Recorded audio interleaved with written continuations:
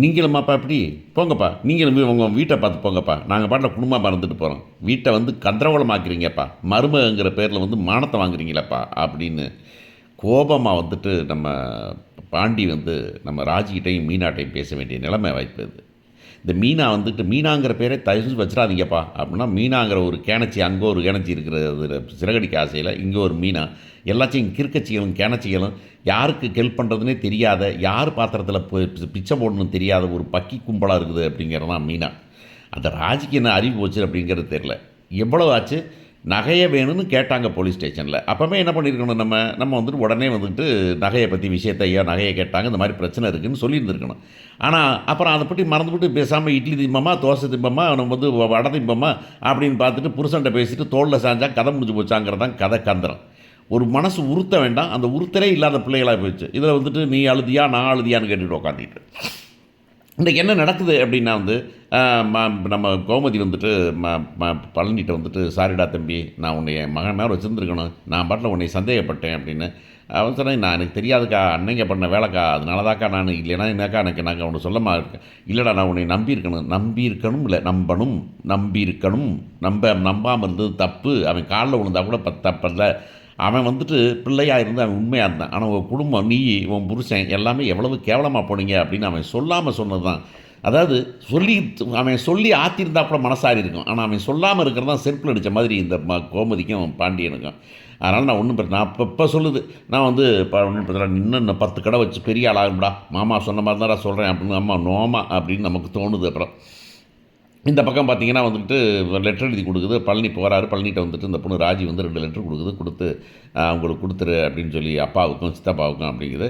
அங்கே போனால் சுகன்யா வந்துக்கிட்டு இந்த சும்மா சுற்றி தெரியாதே வந்து கடையை வந்து பாருங்கள், நான் அதெல்லாம் கடை வந்து நான் பார்ப்பேன், நீ ஒன்றும் கவலைப்படாத அப்படின்னு அந்த பிள்ளை தான் சொல்லுது. அந்த பிள்ளை வந்துட்டு இந்த மீனா தான் பண்ணியிருப்பா இருக்கும். ஆனால் வந்துட்டு மீனானா பண்ணியிருப்பா, ஆனால் இவளை நம்பவே முடியலையே, அவள் பால் குடிக்கிற பப்பா மாதிரி இருந்தா அப்படின்னு அந்த பிள்ளை சொல்லுது. கடைசியில் லெட்ரு போகிறது, லெட்டரை கொடுத்துறாங்க. லெட்டரை கொடுத்து எல்லோரும் போகிறத அவர் வீட்டு ரூம்லேயே உட்காந்து படிக்கிறாரு. பெரியவர் சொந்த அப்பா படிச்சுட்டு கண் கலங்குறாரு. அந்த பிள்ளை சொல்லுது, நீங்கள் என்னை சேர்த்துக்க மாட்டீங்கன்னு தெரியும், இருந்தாலும் எனக்கு சந்தோஷம், எனக்கு வந்து என் அப்பான்னு வந்து நின்னீங்கல்ல, நான் கஷ்டப்படுறதை பார்த்து, அதனால் சந்தோஷம் அப்படின்னு அவர் மனம் கலங்கி போயிடுறார். கண்ணில் ஜலம் கட்டிடுது. உடனே வந்துட்டு வடிவு வராங்க, வடிவிட்டையும் கொடுக்குறாரு, வடிவும் வாசிக்கிறாங்க. இந்த மாதிரி இவங்கெல்லாம் பெரிய மனுஷங்க அப்படிங்கிற மாதிரி கேரக்டர். இந்த உடனே இதாக கொடுக்குறேன், இதை மறைச்சி வச்சுட்டு இருக்காமல், இந்த விஜய்னு ஒருத்தன் அந்த சீரியலில் இருக்காப்புல மகாநதியில், அதில் வந்து பெரிய ஃப்ராடு தினமே நடக்குது எப்படின்னு தெரிஞ்ச ஒரு பாரும் பொண்டாட்டிகிட்ட சொல்ல மாதிரி, ஏன்னா பொண்டாட்டி ப்ரெக்னெண்ட்டாக இருக்கலாம். அது போல் ஓடி சண்டை போடுது, குதிச்சு சண்டை போடுது. அந்த பிள்ளைகிட்ட இந்த விஷயம் சொன்னால் அது ஷாக்காக ஆகிடும் அப்படின்னு சொல்லும்போதெல்லாம், பக்கித்தனமாக பண்ணாதீங்கடா அப்படின்னு சொல்கிற மாதிரியே நமக்கு இருக்குது. நமக்கு இங்கே வந்து இவர் வந்து அழுதுட்டு ஆனால் வடிவிட்டு கொடுக்குறாரு. வடிவு அவங்க மண்கலங்கி போயிடுறாங்க, இப்படி மகள் எழுதியிருக்காளே அப்படின்னு. ஆனால் அதனால் வந்து 2 பேரும் சரி என்னங்க, அதனால் மகளை பார்த்துக்குங்க, சேர்ந்துக்குங்க, அவள் பாருங்கள் வருத்தப்படுறா, வந்து நீங்கள் சேர்க்க மாட்டீங்கன்னு நினைக்கிறா, நீங்கள் சேர்த்துக்கிறேன்னு சொல்லுங்கங்க நீங்கள் அப்படின்னு அம்மா சொல்லுவாங்கன்னு பார்த்தேன். அவங்களும் இல்லைம்மா, வீடியோ உங்களுக்கு ஷூட்டிங் டைம் முடிஞ்சதுமா, நீங்கள் கிளம்புங்க அப்படின்னு அனுப்பிவிட்டாங்க. இந்த பக்கம் வந்தாக்க கார் ஓட்டிகிட்டு போகிறார் மிஸ்டர் சித்தப்பா வழியில் வந்துட்டு லெட்டர் எடுத்து வாசிக்கிறார். வாசி நெஞ்சு அடிச்சுக்கிட்டு சிவாஜி மாதிரி அப்படியே நெஞ்சில் டங்குன்னு அடிச்சுக்கிட்டு, இப்படி பண்ணிட்டாலே அப்படி பண்ணிட்டேன்னு கண்கலங்கி நிற்கிறாரு. ஆனால் கண்கலங்கி இன்னும் நாங்கள் ஒன்றும் சேர மாட்டோம்ல அப்படின்னு சொல்லுவாங்க அப்படிங்கிறது தான் பக்கித்தனமாக இருக்குது. ஏன் ராஜி பிள்ளை எழுதுச்சு, இன்னொரு லெட்டர் எழுதி குமாருக்கு கொடுத்தா நாங்களும் கொஞ்சம் பார்த்துக்கிட்டு இருந்திருப்போமே அப்படின்னு நமக்கு தோணுது. ஸோ இப்போ என்ன நடக்க போகுது அப்படிங்கிறது தான் விஷயம். அப்புறம் வந்துட்டு போலீஸ் ஸ்டேஷன்லேருந்து வராங்க, வீட்டுக்கு வந்துட்டு பாண்டியன் இருப்பாங்க. என்னம்மா இப்போ வந்து பரிசு வந்துருக்கேன், ஒன்றும் இல்லைங்க, நீங்கள் ஒன்றும் கவலைப்படாதீங்க, இப்போ இந்த நகையை கேட்டாங்கல்ல, அந்த நகையை வந்து கொடுத்துருங்களா அப்படின்னு. ஏங்க நகையை கேட்டால் கொடுத்துட்டு போகிறாங்கண்ணே, அங்கே கொடுக்க கூடாதுங்க, நீங்கள் போலீஸ் ஸ்டேஷன் கொண்டு வரணும், கொண்டாந்தானே கொடுக்கணும் நீங்கள் அப்படின்னு.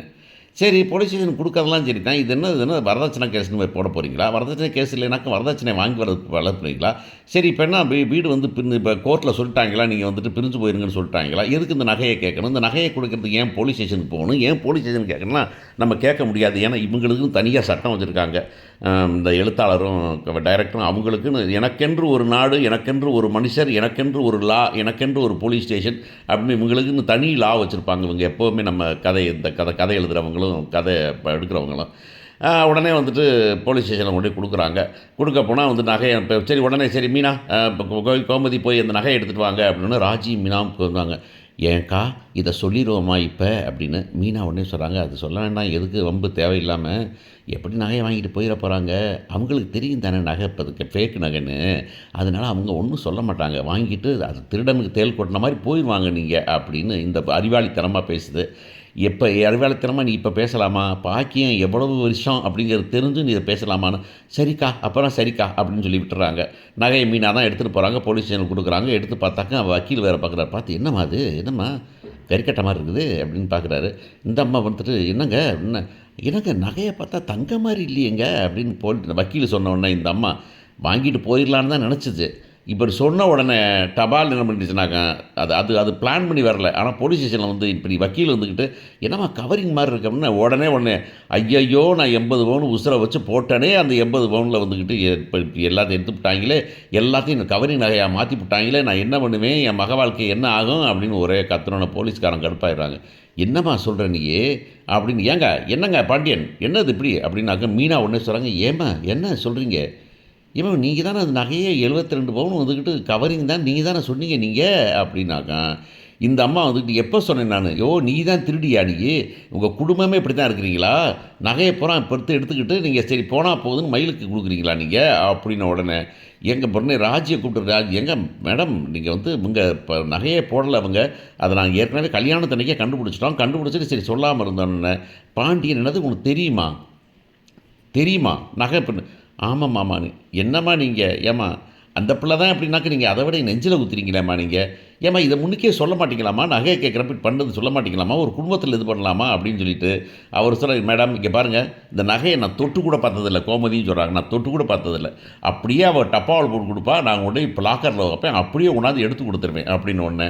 ராஜி மீனம் அப்படி தான் எடுத்து கொடுத்தாங்க எல்லாத்துக்கும் அப்படின்னு, எல்லாத்துக்கும் எடுத்து கொடுத்தாங்க. ஆனால் என் மகளை மட்டும் வெளியே அனுப்பலாம் நினச்சிட்டாங்கல்ல, அதனால் நகையை பிடுங்கிட்டு அனுப்பலான்னு பிளான் பண்ணியிருக்காங்க. இவங்க கடை வைக்கிறதுக்கும் இவங்க சோறு திங்கிறதுக்கும் எங்கள் நகையை வச்சு தான் திப்பாங்களா அப்படின்ற ஒன்று. பாண்டியன் கடுப்பாகிறாரு. உடனே வந்துட்டு செந்தில், என்ன மீனா நீ, என்ன நீ இவ்வளவு கேவலப்படுத்தி வச்சுருக்கிற, நீ இந்த விஷயத்தை சொல்கிறது என்கிட்ட நான் சொல்ல வேண்டாமா, யாராவது ஒருத்தட்ட சொல்ல வேண்டாமா அப்படின்னா கதிர் கடுப்பாயிடலாம். என்ன ராஜி பண்ணிகிட்டு இருக்கிற நீ அப்படின்னு திட்டினாங்க.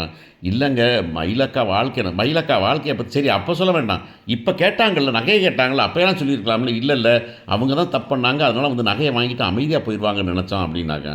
அதெல்லாம் முடியாதுன்னு கடுப்பாகி கோமதி வந்துக்கிட்டு நெஞ்சை பிடிச்சிட்டு கீழே உட்காந்துடுறாங்க. இப்படி ஆகிப்போச்சு அப்படின்னு உடனே போலீஸ் சொல்கிறாங்க, இங்கே பாருங்கள் 80 பவுன் நகை, நீ 72 பவுனையும் கொண்டாந்து கொடுத்துருங்க, நீங்கள் கொடுத்துட்டு பண்ணுங்கள், சும்மா தேவையில்லாமல் போட்டு அவங்க கேஸ் கொடுத்தாங்க ஃபைல் பண்ணாங்கன்னு வச்சுங்களேன், நாங்கள் திரும்பி தூக்கி உள்ளார வைக்க வேண்டியிருக்கோம் இன்னொரு கேஸில் அப்படின்னு ஒன்று. பாண்டியன் என்ன பண்ணுறதுன்னு தெரியாமல் வைக்கிறாரு. மீனா சொல்கிறாங்க, அப்படின்னா என் நகையெல்லாம் கொடுத்துடலாம் நம்ம அப்படிங்கிறாங்க. ராஜி வந்துட்டு என் நகை நகையை தான் திருப்பி கொண்டு கொடுத்துட்டீங்களே அப்படின்னு சொல்கிறீங்களா, அதனால் வந்துட்டு இப்போ எல்லோரும் சேர்ந்து இப்போ திரும்ப வந்துக்கிட்டு பாக்கியத்துக்கு இப்போ நகையை தான் கொடுப்பாங்களே தவிர இவங்க இந்த ப்ரூவ் பண்ணுறதுக்கெலாம் அறிவு கூர்மை வேணும், மூளை வேணும், புத்தி வேணும். ஆனால் சீரியலில் வந்துட்டு பாண்டியன் ஸ்டோர் இருக்கவங்க எல்லாம் வந்துட்டு மூளை புத்தியெல்லாம் கழட்டி வச்சுட்டு தான் நடிங்க, இல்லைனாக்கும் கம்முன்னு போங்க அப்படின்னு உட்கார வச்சுட்டாங்க. அதனால் மூளையெல்லாம் யூஸ்